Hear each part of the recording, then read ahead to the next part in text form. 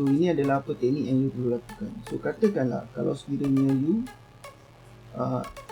satu ialah you kena ada you punya farming area. Okay. So bagi Ju dah set farming area you section 7, betul tak? And 5 km from section 7. Itu you punya farming area. Faham tak? So you decide. Okay, farming area je. And then lepas tu untuk Hanis Iskandar Puteri. And 5 km from your place. Ini kita start dulu dengan 5 km Kita start dulu dengan 5 km. So apa yang you perlu buat untuk dapat this farming area ni 5 km. Satu ialah you kena dapatkan 10 kondos. 2 10 housing area, landed area. So kita ambil contoh. Ini perbincangan saya dengan Hanis semalam. Hanis jual orang punya listing. Orang tu punya listing dekat mana? Dekat rumah Hanis ke? Ataupun dekat tempat lain. So katakanlah dekat tempat lain. Okay, Skudai. So if ada viewing, siapa yang travel jauh? You yang travel jauh, betul tak? You yang travel jauh. You bayar banyak. And dia bukan dekat dengan rumah you pun. And kalau sekiranya ada orang nak jual pun, you kena pergi travel jauh. No. Sebab tu saya kata sistem saya, you tengok aja dekat video saya tu. Apa yang saya ajar sama je daripada dulu sampai sekarang. Dan itu dilakukan untuk apa yang saya buat.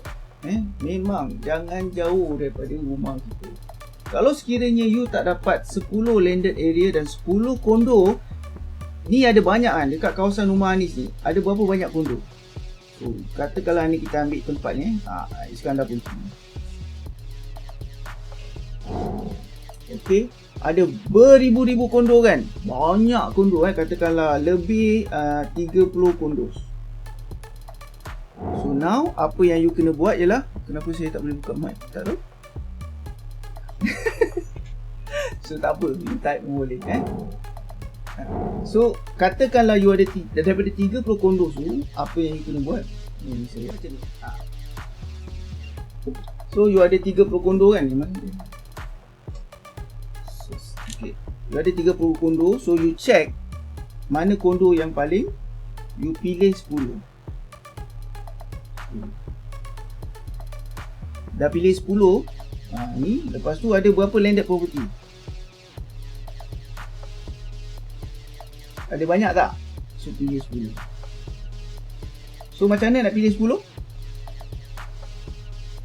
Macam mana nak pilih 10? So ni ada strategi nak pilih dia.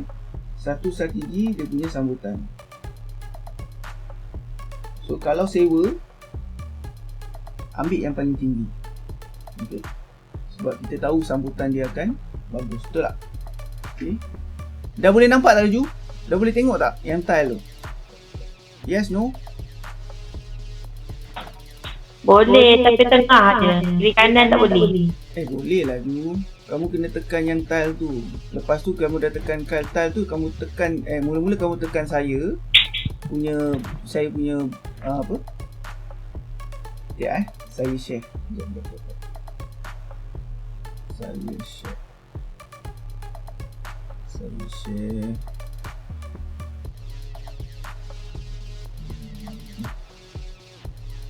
Boleh nampak? Aduh, aku lah tak boleh nampak pula. Apa yang kamu boleh nampak? Mula-mula dia bentuk macam ni, betul tak? Ju? Betul? Kamu klik saya. klik saya. Nampak tak? Ni dia ada tile, ada tile, ada yang fokus. So kamu pergi dekat tile dulu, kamu klik je saya. So dia akan keluar semua sekali. Okay? Okay, so itu dia. Boleh tak ni? Saya tak tahu sama ada you okay ke tidak ni. Boleh dengar saya tak, Anis? Boleh. Okay. So nombor 2 ialah sambutan dia. Kalau sewa, kita tengok mana yang sambutan paling tinggi. Nombor 2 ialah jualan. Jualan dia punya, dia tengok competition. Competition. Kalau sekiranya competition, saya punya cara ialah macam ni. Kalau sekiranya awal, katakan kita baru masuk, then hindarkan too high punya competition.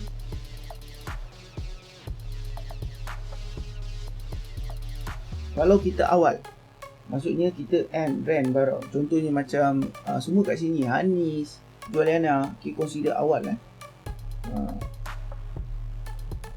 Boleh nampak tak? Okay. So katakan kalau sekiranya you dah establish,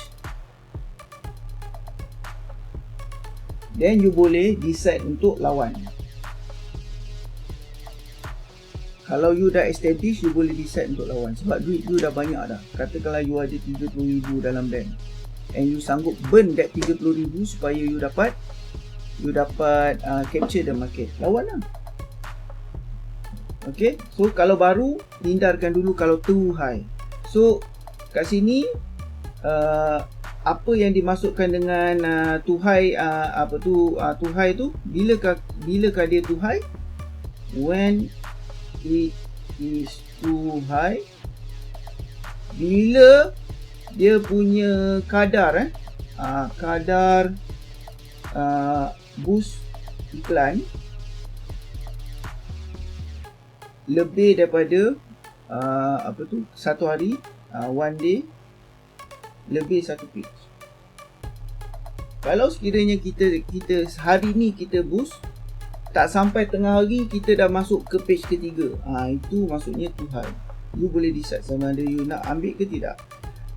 Kalau macam tu, then bila berlaku macam tu, if it is too high, then kita fokus on lain punya cara lain untuk iklan. Ini soalan yang kita boleh decide sama ada kita nak buat ataupun tidak. Faham tak? Soalan ataupun benda yang kita decide sendirilah. Kalau selalunya terlalu tinggi, okey, aku tak nak iklan dekat property guru, aku tak nak iklan. Itu macam macam derma je. Kita tahu memang susah nak terus. Ada orang dia dah duit banyak kan. Dia sanggup burn 5,000, 10,000. Faham tak? Dia sanggup burn 5,000, 10,000. Tengok ada kat orang tulis apa. So dia sanggup burn 5,000, 10,000 untuk dapatkan market. So adakah kita sanggup untuk buat benda yang sama? So kalau bila kita dah establish, kita memang ada duit, dan kita boleh buat. Kalau tidak, then better off kita jangan buat macam tu. Kita buat fokus cara lain. Apa fokus cara lain? Ada macam-macam cara kan. Offline, tempat tu dah hot, betul tak? Kita distribute je flyers. Kita bagi flyer, kita bagi business card dekat guard. Kita cakap dengan dia, you refer kat I kasih you separuh ke ataupun 30%. Janganlah separuh you spoil the market. Mungkin kasih dia, I kata dia, you kasih I, nanti I kasih you sikit kan. Untuk offline ada banyak-banyak cara kan. Ni WhatsApp kan, minta saya dia punya link, kita WhatsApp kawasan keliling, betul tak? Kalau dia too high, so dengan kata lain, if too competitive, then kita akan buat yang ni dulu. Okay, kita akan buat offline.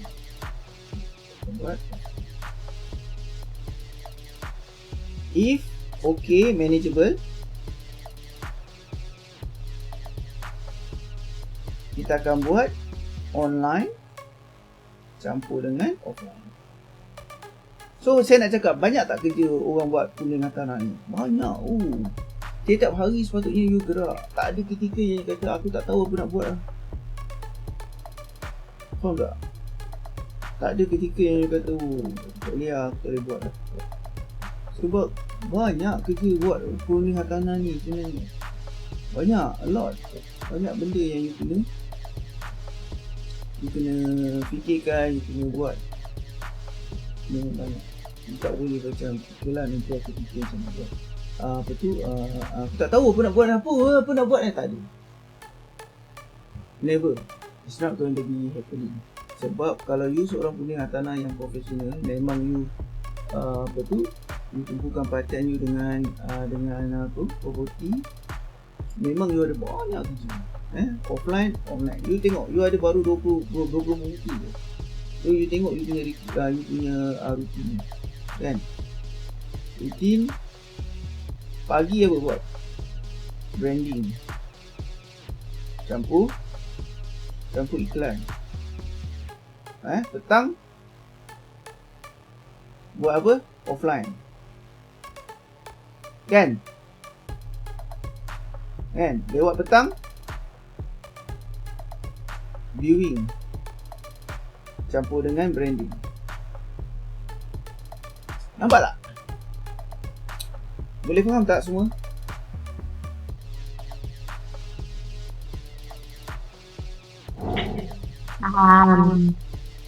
So maksudnya pagi you buat branding, you buat buat post dekat Facebook, post dekat Insta, TikTok dan sebagainya.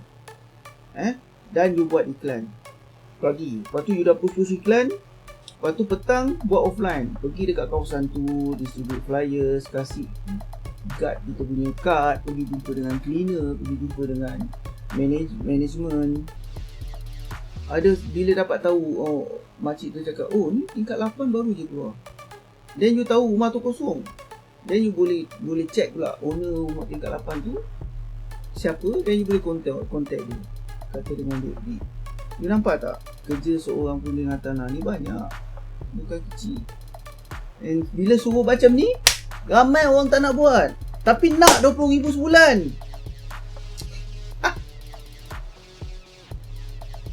Kan? Nak 20,000 sebulan. Tapi bila buat kerja tak nak. Lepas tu bila tak buat kata, alah, apa kau duduk dekat tempat tu kan? Apa bagusnya? Masalahnya bukan jangan tengok pada orang lain, tengok pada diri kita sendiri. Jalan saya dah tunjuk, yang kena jalan you. Saya you kena pilih tempat section 7, 10 kondo, 10 landed property. Landed property tu maksudnya taman Taman A, fasa 1, fasa 2, fasa 3 nanti. Fasa 1 berapa, fasa 2 itu pun boleh. Sebab section 7 pun dia ada macam-macam. Lepas tu sebelah dengan banyak tempat kan. ICT tu apa semua. Dan macam-macam kat situ ada. So kita kena cari segmen yang kita berkena dengan kita lah. Kalau sekiranya kita punya segmen kita nak buat luxury, jangan campur-campur kan. Sebab kita punya, macam saya kata, tempat you duduk dekat Skudai tapi you duduk dekat Iskandar Putih tapi you buat Skudai, tak kena. Sebab tak, tempat dia jauh-jauh. So better off you pergi katakan you buat rumah 500,000 dan you marketkan 500,000. Macam Ustaz Amin cakap, kita kena tahu siapa kita punya dia orang panggil bukan ikon, dia panggil apa avatar. Siapakah avatar kita? Siapakah yang orang yang kita nak target? So kita kena tahu siapa avatar kita in order kita nak mudahkan kita untuk nak dapat tembak. So dapatkan 10 listing, 10 dan buat. I don't care about apa orang lain cakap, aku nak buat benda tu. Daripada sini, setiap kondo tu you kena kat sini, from here you kena dapat more than 30 more than 30 listing kat sini. More than 30 listing ideally dia pergi sehingga 100 listing. Daripada 100 listing tu kamu ada 10 hot listing. Sebab kalau you ada setakat kalau sekiranya kita ada cuma 5-6 listing, macam mana kita nak tahu mana satu hot? So you ambil 10 hot listing. Daripada 10 hot listing ni kan, you push kat situ kan. So antara yang consider hot listing ni ialah yang eksklusif. Eksklusif ni kita consider sebagai hot listing. Kalau tak hot pun kita kena make sure kita kena push juga. Sebab kita kena tunjuk kesungguhan kita buat sale. Lepas tu nanti kalau sekiranya ada respon, baru kita boleh cakap harga tu tak boleh ke apa ke, faham tak? So 30 kena target 100 listing. Daripada 100 listing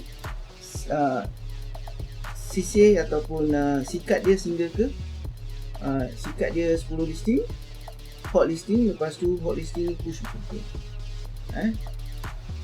Spend duit untuk nak push. Kalau sekiranya tempat tu terlalu competition, jadi buat offline. Buat yang percuma. Coach, Yes, tempat tu ni sudah ramai. Jadi kalau sewa ke kondo ke memang laju. Dalam masa yang sama, rumah eksklusif pun yang terjual punya harga pun banyak. So macam mana je nak fikir, you kena campur tu. Okay, so you decide. Apa yang you decide? You nak macam mana? You nak rumah yang you kena, sekarang ni kita kena buat pilihan. Okay, kita kena buat pilihan apa, kat mana kita nak concentrate, fokus. Satu, kita kena tahu segmen kita. Dua, kita kena tahu farming area kita. Betul tak? So segmen ni dia masuklah kita punya demografi. Yang ni demografi dengan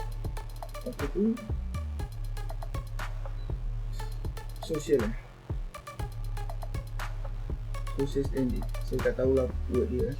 So maksudnya demografi tu orang apa? Orang Melayu, orang Cina, orang India, ataupun tak kisah, ataupun dia punya social standing dia punya gaji dia punya income dia kat mana kan? Ataupun lagi satu area, tadi saya dah explain. So you kena decide. Kalau sekiranya you nak, kalau you jenis yang cacah merebah, yang bukan jenis yang niche kan, kalau you bukan jenis yang niche, maka you you akan buat semua sekali yang you tengok apa yang keluar. Jadi bukan cakap you tak boleh hidup, you boleh hidup. Problem dia ialah kebangkitan atau kenaikan tu macam tak you tak nampak tau. Sebab you punya, macam katakan kalau sekiranya you buat Ju buat sekarang ni Ju meniaga air, betul tak? So katakanlah Ju meniaga semua you buat, then you adalah seperti orang yang jual air biasa. Apa nak, Milo, Nescafe, semua ada. Tapi katakan kalau macam you buat macam Starbucks, adakah dia boleh jual air tebu? Boleh. Adakah dia boleh jual air air gas? Boleh. Apakah dia boleh jual air juices lain ke apa ke? Boleh. Tapi dia pilih untuk jual kopi je. Jadi bila orang fikir kopi je, orang fikir kedai je. Nampak tak? So at this moment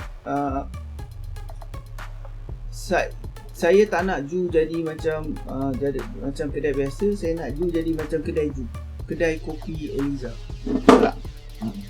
So kopi Eliza tu you punya brand. Jadi semua orang tahu you buat kopi. Permulaan saya faham, sebab kita nak hidup. Jadi apa you buat ni, you lakukan apa saja supaya you nak survive. Betul tak? So buat je apa yang you rasa okey, tapi saya rasa jangan stay lama-lama dekat tempat tu. You kena find you punya niche. Macam tu lah. Okay. So you pilih dulu yang mana yang senang you rasa macam ni boleh nak jual ni kan. You pilih dulu mana satu, and then lepas tu you buat. Tapi saya sarankan pilihan tu mesti disettlekan hari ni juga. Rumah dengan kondo dua-dua juga. Sebab kamu kena pilih 10 rumah 10 kondo, 5 km daripada rumah ni. Lepas tu hopefully you ingat apa yang saya cakap ni, fokus hari ni punya ni. So you kena pilih, bukan saja rumah, you kena ada dua rumah dan kondo. Kenapa dua-dua tu penting? Sebab dekat market ni dia bukan ada dia akan ada orang yang dia nak rumah je, dia ada orang yang nak kondo je. Ada orang dia tak kisah, kalau dia rumah tak ada, dia ambil kondo. Kalau kondo tak ada, dia ambil rumah. So kita tengoklah kemampuan dia. Katakan kalau sekiranya dia mampu untuk beli kondo 600,000, so you boleh cakap, cik memang nak kondo saja ke, ataupun kalau sekiranya ada listing rumah yang menepati seperti yang cik nak ni, cik consider tak? Kalau dia kata boleh, then you ada listing ni. Sebelum you dah ada cukup customer yang banyak, semua orang kenal you sebagai condo specialist, then you tak payah ambil rumah lagi lah. You condo specialist, semua orang tahu nak condo, Juliana. Faham tak?